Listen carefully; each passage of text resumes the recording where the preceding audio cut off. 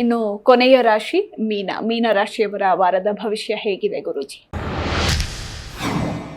ಪೂರ್ವಾಭಾದ್ರಾ ನಕ್ಷತ್ರ, ಉತ್ತರಾಭಾದ್ರಾ ನಕ್ಷತ್ರ ಹಾಗೂ ರೇವತಿ ನಕ್ಷತ್ರಕ್ಕೆ ಮೀನರಾಶಿ ಬರುತ್ತೆ. ಮೀನರಾಶಿ ಅಧಿಪತಿ ಆಗಿರತಕ್ಕಂಥವನು ಗುರು.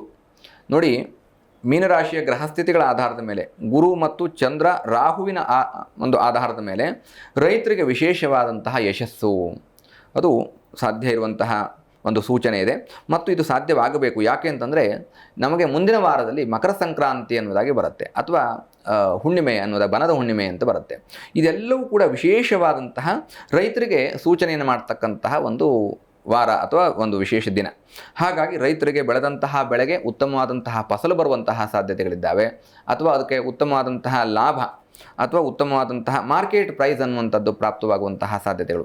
ಯಾರು ಮೀನರಾಶಿಯ ರೈತರಿದ್ದಿರೋ ಹಲವು ರೀತಿಯಾಗಿರ್ತಕ್ಕಂತಹ ದೈಹಿಕ, ಮಾನಸಿಕ, ಆರ್ಥಿಕವಾದಂತಹ ಯಶಸ್ಸನ್ನು ಕಾಣಲಿಕ್ಕೆ ಈ ವಾರ ಸಕಾಲವಾಗಿದ್ದಾವೆ.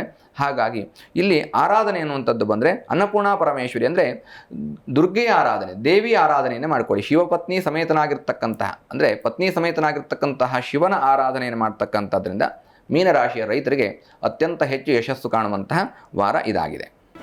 ಜಿ ಕನ್ನಡ ನ್ಯೂಸ್ ಈಗ ನಿಮ್ಮ ಮನೆಯಲ್ಲೇ ನೋಡಿ. ಎಲ್ಲ ಕೇಬಲ್ಗಳಲ್ಲಿ ಈಗ ಲಭ್ಯ.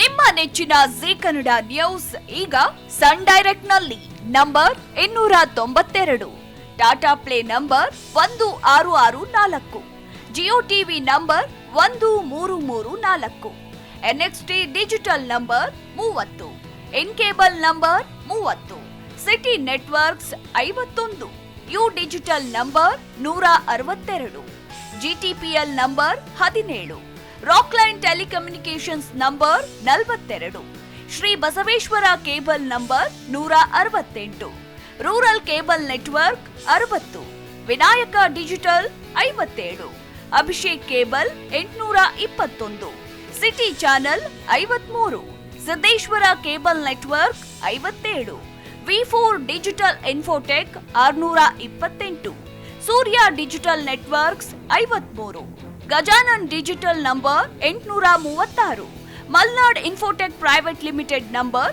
56, Metrocast number 830, victory digital number 167ರಲ್ಲಿ ನೋಡಿ ಆನಂದಿಸಿ.